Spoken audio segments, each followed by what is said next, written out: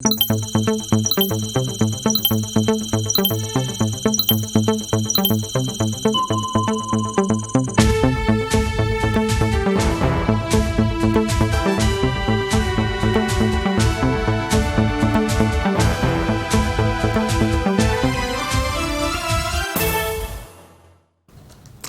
premier 13 heures du mois de décembre 2020. Merci de nous rejoindre à la une. Rencontre par visioconférence des chefs d'État et de gouvernement de l'organisation G5 Sahel. À l'ordre du jour, la question sécuritaire, sanitaire et la dette en Afrique. Plus de détails dans ce journal. Élection couplée du 22 novembre dernier, le CDP dit prendre acte des résultats provisoires de la CENI. Il indique son intention d'introduire des recours en justice pour ce qui est des législatives. Bonjour à tous. Les chefs d'État et de gouvernement du G5 Sahel et de l'Union européenne étaient en visioconférence hier 30 novembre. L'état de la lutte contre le terrorisme a été évalué, ainsi que la question de la dette en Afrique. Le Covid-19, qui est de moins en moins d'actualité dans certains pays africains, a été également à l'ordre du jour. Serge Padou.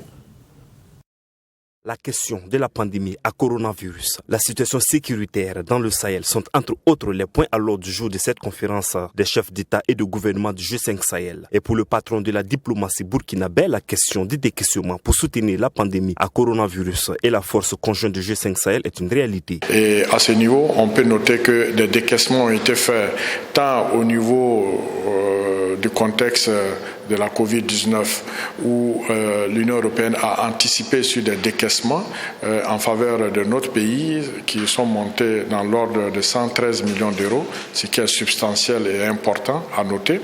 Et également sur le plan sécuritaire, nous avons noté une montée en puissance de la force conjointe du G5 Sahel qui est fortement appuyée par l'Union européenne, comme vous le savez, et l'Union européenne qui totalise à ce jour 254 millions d'euros de décaissement en faveur donc de la force conjointe du G5 Sahel. La question de la dette de l'Afrique en général et des pays du G5 Sahel en particulier s'est invitée aux échanges. Et pour Alpha Bari, les démarches sont entreprises pour l'allègement de la dette afin de permettre le développement de ces pays. Pour ce qui est de la dette, le président du Conseil européen, Charles Michel, a fait le point de ces démarches auprès des autres partenaires, notamment FMI et les bilatéraux, pour donc une annulation de la dette donc des pays de l'Afrique. Évidemment, vous savez bien que il y a eu des décisions qui ont été prises pour l'allègement de la dette, mais pas l'annulation en tant que telle.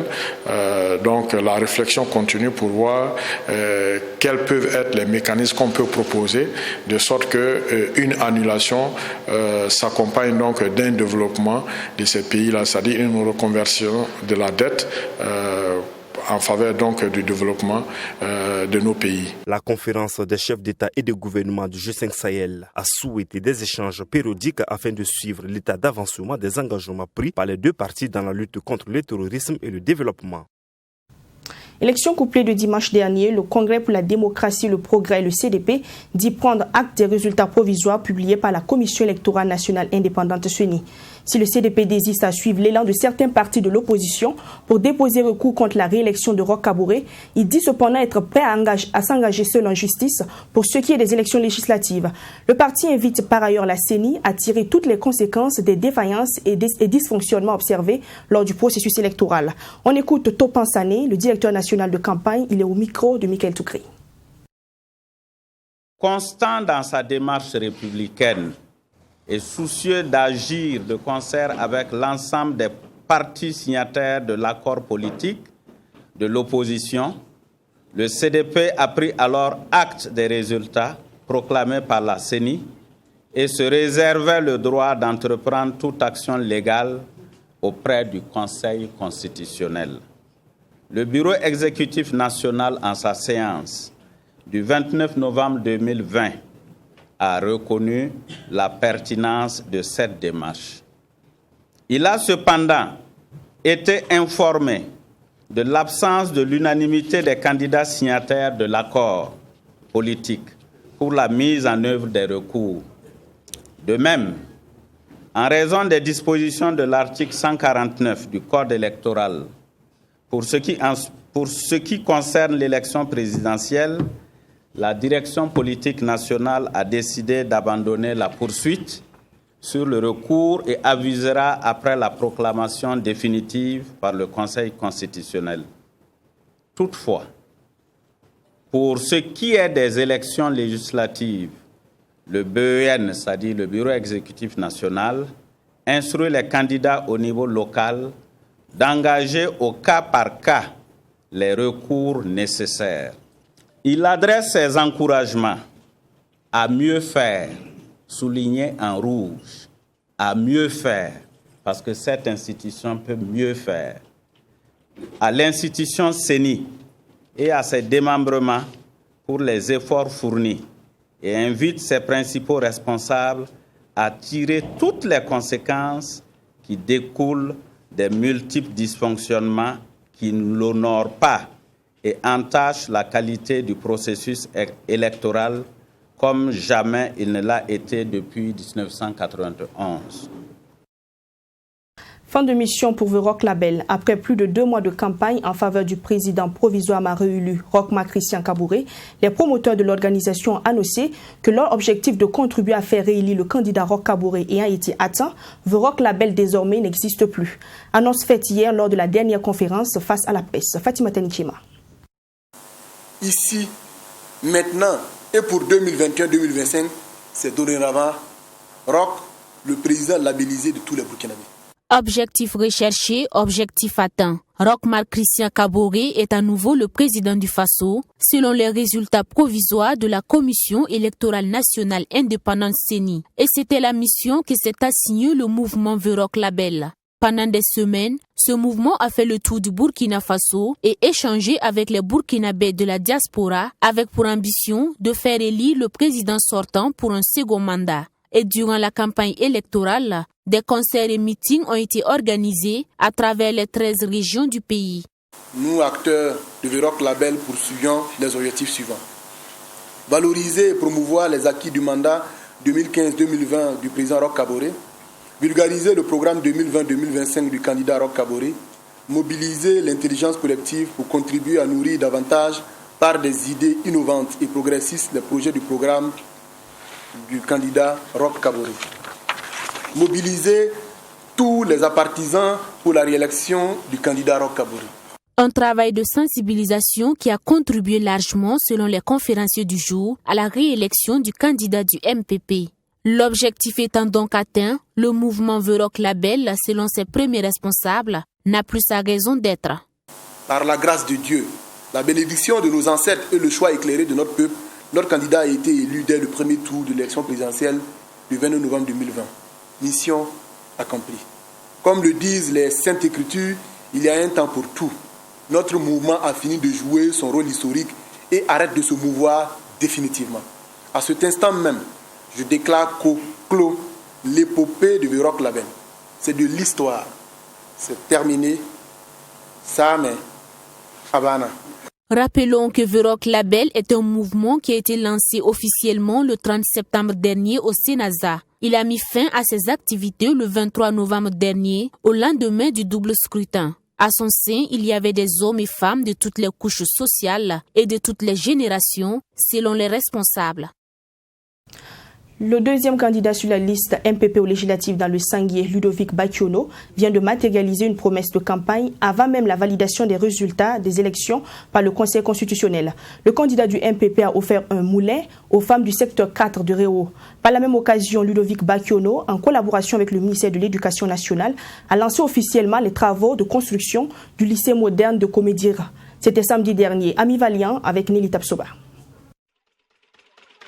C'est un moulin flambant neuf qui a été remis aux femmes du secteur 4 de la ville de Réau. Un don que Ludovic Bakiono avait promis aux femmes lors de la campagne électorale. Un geste de solidarité qui vise à soulager un tant soit peu les femmes de cette localité, selon le donateur du jour. C'est pour confirmer que nous sommes à l'écoute des souffrances de nos populations. J'avais promis durant la campagne que le bureau de vote qui ferait le meilleur score pour notre champion et pour la liste des législatives, je m'engageais parce que les femmes sont très fidèles en matière électorale, de leur offrir un moulin. Et je pense qu'aujourd'hui, c'est chose qui est devenue une réalité. Par la même occasion, le deuxième candidat sur la liste du MPP aux législatives dans le Sangué, en collaboration avec le ministère de l'Éducation nationale qui était présent à cette cérémonie, a lancé officiellement les travaux de construction du lycée moderne de Goumédir du secteur 4 de Réau. Pour le ministre Stanislas Waro, cette infrastructure de 6 classes vient répondre aux besoins en école de cette province et va beaucoup soulager les élèves. Et aujourd'hui, donc, dans ce secteur, le secteur 4 de Réau, qu'on appelle Goumédir, il n'avait ni CG ni lycée. Et donc les enfants étaient obligés de se déplacer à plusieurs kilomètres pour aller certainement à Réau Centre ou ailleurs pour pouvoir donc bénéficier justement de l'accès au collège d'enseignement généraux ou au lycée. Et aujourd'hui, donc, grâce donc à l'accompagnement de M. Ludovic Bakiono, et donc nous bénéficions aujourd'hui donc du lancement officiel des travaux de construction d'un lycée donc ici. Et ce lycée-là est un lycée futuriste dans la mesure où la fondation va être réalisée de façon à ce que un jour, en fonction des possibilités, on puisse aller à un R+1 ou un R+2. La construction de ce lycée moderne de Goumédir va durer 6 mois. Il sera doté d'un laboratoire, d'une salle informatique, de 4 blocs de latrines et d'un forage. Il va coûter environ 100 millions de francs CFA. Le Forum des écoles et centres de formation professionnelle de l'État 2020 se tient sous la problématique de l'universitarisation des offres et formations des écoles et centres professionnels. Hier, 30 novembre, les participants étaient en conclave. Ils ont aussi pris en compte l'élaboration des statuts particuliers. Un forum organisé par le ministère de la fonction publique. Michael Toukri. C'est un cadre de concertation qui a pour finalité la mutualisation des expériences en vue de garantir des niveaux de qualification équivalents entre les stagiaires au sein des écoles et centres de formation professionnelle. Et à ce forum, la réflexion est portée sur l'universitarisation des offres de formation. En ce qui concerne l'universitarisation des offres de formation, il s'agit là d'un engagement politique de haut niveau qui veut améliorer les offres de formation dans les écoles et centres de formation professionnelle et en même temps s'assurer que les stagiaires formés dans les écoles et centres de formation professionnelle auront une passerelle pour faire valoir ces diplômes à l'université et qu'en même temps les universitaires, c'est-à-dire les enseignants à l'université, auront la possibilité de venir enseigner dans les écoles et centres de formation. Tout cela dans le cadre de pouvoir relever le niveau de la formation et accroître la compétence des agents qui seront formés dans les écoles. Cette volonté du gouvernement d'accorder un intérêt à la valorisation du capital humain est traduite dans la déclaration de politique générale du 5 février 2016. À cette rencontre, des dispositions seront prises dans le cadre de l'élaboration des statuts particuliers en application du statut général de la fonction publique. Avec l'adoption de la loi 081 portant statut général de la fonction publique, ces statuts particuliers, ces textes d'organisation des emplois spécifiques et les textes d'organisation des emplois interministériels devra être suppléés par des statuts particuliers.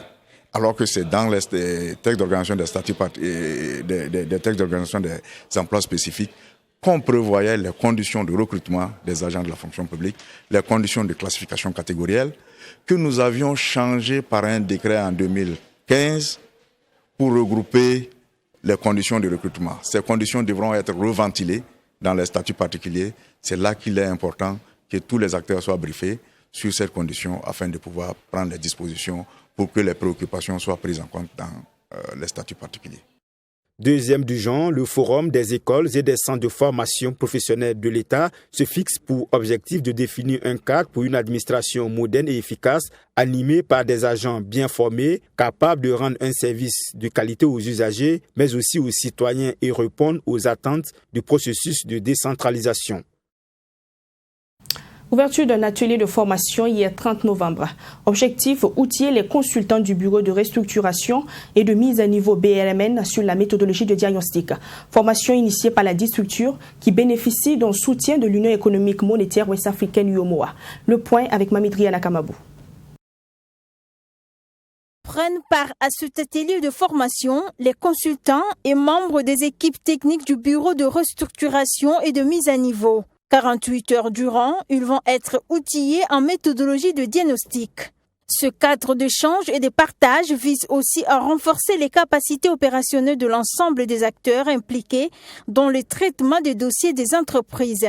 Parce qu'au Sénégal, nous avons introduit ce principe de la mise à niveau groupée depuis 2015. Donc nous avons capitalisé un certain nombre d'années d'expérience que nous sommes en train de partager avec les autres pays dans le cadre quand même des activités des différents bureaux de restructuration et de mise à niveau. Parce que dans le principe de la mise à niveau, il y a le faire. Souvent, ce ne sont pas les experts eux-mêmes de la mise à niveau qui réalisent les diagnostics, mais ces diagnostics sont réalisés par les consultants et bureaux d'études. Il faudrait que ces consultants et ces bureaux d'études soient outillés pour faire les bons diagnostics. Et donc, ce sont ceux-là qu'on va essayer de transmettre des outils, qu'on va essayer de transmettre une méthodologie, c'est-à-dire une démarche pour leur permettre de réussir les diagnostics. Parce que c'est à partir de ces diagnostics que le plan de mise à niveau, c'est-à-dire les investissements à réaliser, vont être structurés et aussi définis. Cet atelier de formation bénéficie du soutien de l'Union économique monétaire ouest-africaine, UEMOA. Il faut savoir que la commission de l'UEMOA appuie en fait l'ensemble des bureaux de restructuration et de mise à niveau des États membres depuis plusieurs années déjà. Donc nous avions dans le cadre du programme de restructuration et de mise à niveau qui s'est développé de 2003 à 2017, appuyé donc la mise en place de ces bureaux au niveau de chaque État membre, puisque bien évidemment nous visons la relance de la production industrielle, nous visons à appuyer nos entreprises en difficulté. Donc c'est dans ce cadre-là que nous avons versé une subvention à l'ensemble des pays de l'UEMOA. Et dans le cadre de cette subvention-là, qui est adossée à une matrice d'action, il y a donc la tenue de ces ateliers de formation comme celui que nous tenons aujourd'hui là. Donc il s'agit de former des consultants nationaux sur la méthodologie donc, de mise à niveau groupée et de mise à niveau spécifique.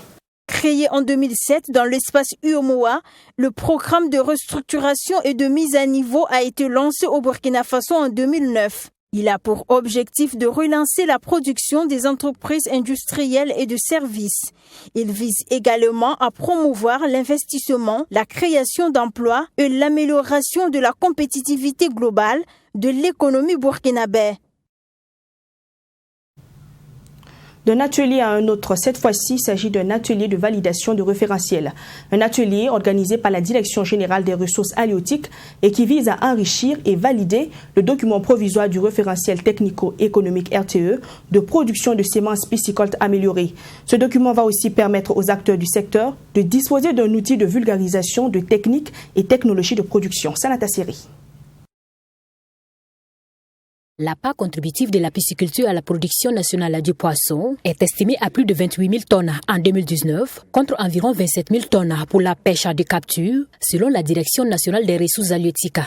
Et c'est dans le souci de promouvoir la pisciculture et améliorer la disponibilité du poisson au Burkina Faso que cette direction en charge des ressources halieutiques veut mettre à la disposition des acteurs des semences piscicoles performantes. D'où le sens de cet atelier de validation du référentiel technico-économique de production d'alevins améliorés destiné à la pisciculture.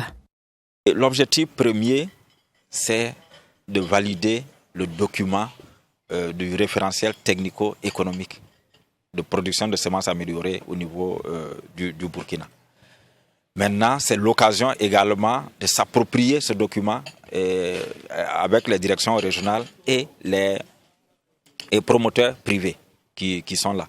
Mais après, il est prévu une diffusion de ce document.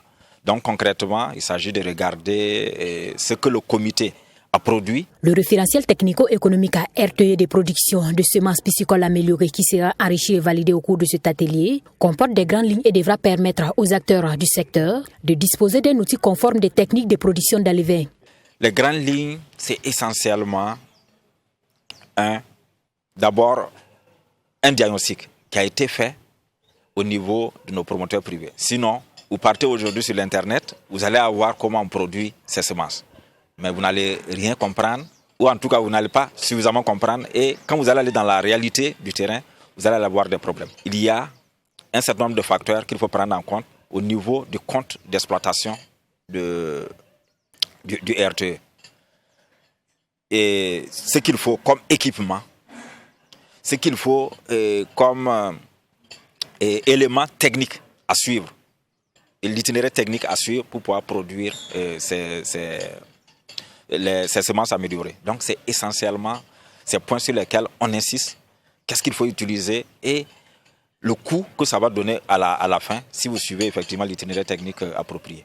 Cet atelier regroupe une trentaine de participants issus des représentants des directions régionales des ressources halieutiques, des organisations aquaculteurs ainsi que des membres du comité d'organisation du RTE de production de semences piscicoles améliorées. Le présent atelier de validation a été possible grâce à l'accompagnement financier du projet d'appui au développement de l'élevage au Burkina, PADELB.